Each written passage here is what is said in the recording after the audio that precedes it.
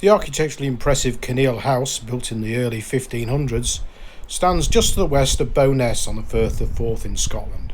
The building sits on top of the Antonine wall, which formed the edge of the Roman Empire in the AD 140s. Now a country park, it's possible to stroll through its grounds and take a look at what remains of the Roman construction.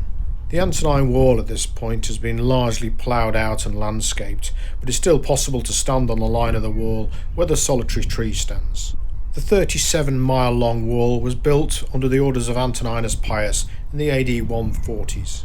Although the wall had many fortlets along its length, this is the only one you can visit and see the remains laid out in the park.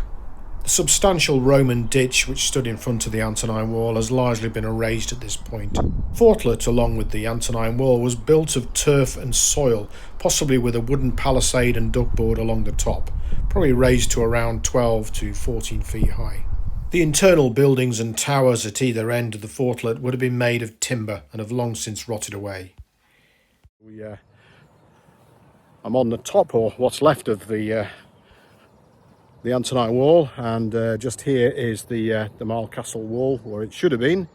So just walking along here now, I reached the gate out of the Roman frontier, as it would have been in the AD 140s through to the early AD 160s, and the time of the reuse of Hadrian's Wall. And this small area of metalled road led out to the north, acted as probably a customs exchange and also a swift way for the military to take incursions to the north as well. And the buildings have been marked out in wooden posts.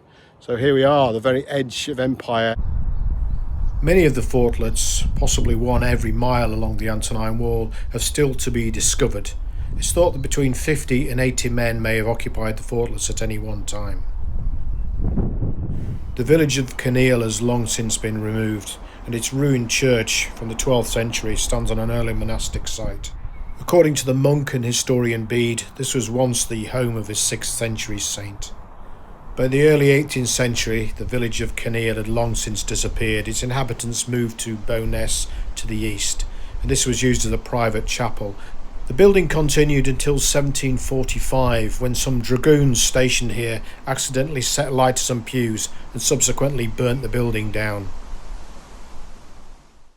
In 1765, the engineer James Watt came to work at Kinneil House in this small workshop, secretly working on his condensing engine. Before perfecting the engine, his partner in business, John Roebuck, went bankrupt, forcing Watt to move to Birmingham and team up with Matthew Boulton, finally making the engine commercially viable.